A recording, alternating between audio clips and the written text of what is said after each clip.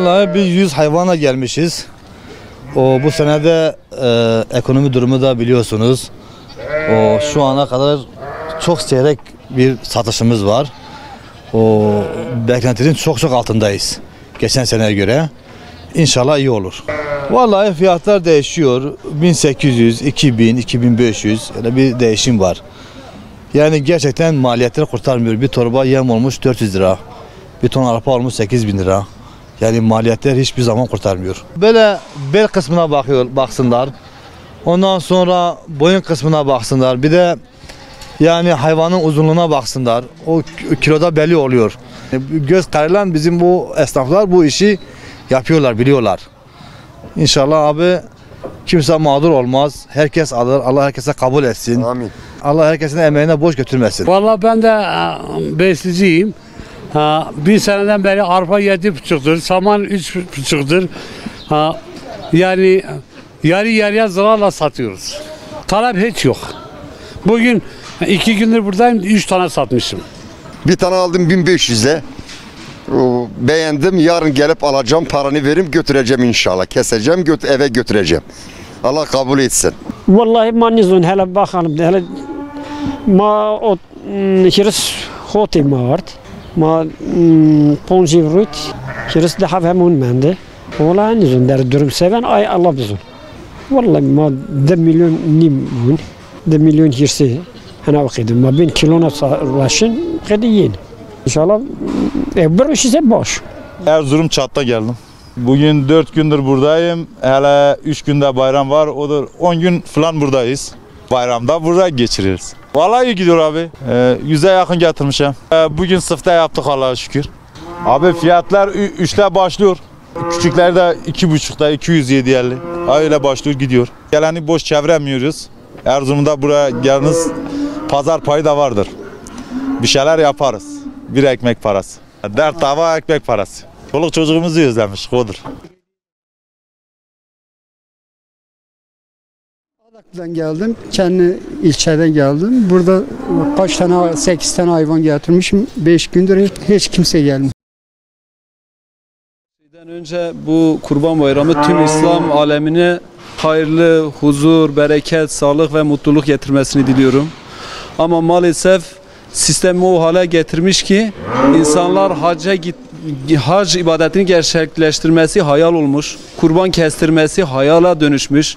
Yemin ediyorum sabahtan buradayım. Bak şu gördüğünüz alan içerisinde bir Allah'ın kulu koskoca bir ilde uğramamış buraya daha. Bırakın hayvan almayı, hayvan sormamış. O kendini beyefendi sanan zavallı kravatlılar gelsin buraya bir uğrasınlar. Halkın işte alım gücünü yükseltmişiz, enflasyonu düşürmüşüz. Şunu yapmışız, bunu yapmışız. Buyurun bir milletin halini görsün. Şu hayvan günde hayvan başı 100 lira yiyor. Günde bir hayvanın 100 liralık et alması imkansız bir şey. Buraya bak görüyorsunuz çoluk çocuğumla gelmişim. 20 tane hayvan getirdim. Hiçbir tanesini satamamışız. Bırakın satmayı hiç kimse sormuyor bile. Görüyorsunuz. Yani burada hayvan sahibiyle hayvanlarla tek başına oturuyor. Bir torba yem olmuş 370-380 lira. Bir torba arpa olmuş 400 lira. Nasıl olacak? Yani rezalet durum. Allah tüm İslam alemine yardım etsin. Allah milletin işini rast getirsin. 20 tane ilk doğum, tek doğum bak Allah şahittir. 20 tane ilk doğum yapan simental hayvanımı kestirdim. Bunu bana kestirenler utansın. Bu çoluk çocuğumun emeğini harcayanlar utansın. Bir Allah'ın kulu demiyor ki ya bu üreticinin hali nedir? Peynir olmuş 100 lira bilmem diyor. Et olmuş 120 lira. Bana 20 tane tek doğum yapan ben 4 sene yetiştirdim. 4 sene yetiştirdim tam kıvamına geldi. Baktım yılda 150 bin lira zarardayım, aldım kestirmek zorunda kaldım. Kısacası üreticiyi bu pozisyona düşüren o zavallı kravatlılar utansın. Bunu diyorum, başka bir şey demiyorum. Şimdi ben ne yüzle çağırayım adama diyeyim gelin burada kurban kesin, buyurun burada kurban var.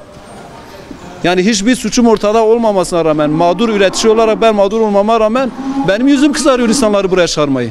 Çağıramıyorum, ne yüzle çağırayım? En düşük 18 bin lira abim. En düşük. Bak 5 aydır arpa yiyor. 18 bin lira veriyor. Ben hesaplıyorum hayvan başı 7 bin lira masraf etmişim. Yani şu anda bu hayvan en üst seviyede gitse hayvan başı 2500 lira içerideyim. Ben nasıl yapacağım bu işi? Düşünün, insanları üreticiyiz, kurban satmaya gelmişiz, insanları kurban kestirmeye davet edemiyorum. Yani bir Müslüman olarak düşün ne pozisyona düşmüşüm. Yüzüm kızarıyor, insana diyeyim buyurun gelin burada hayvan kesin, kurban alın diyemiyorum.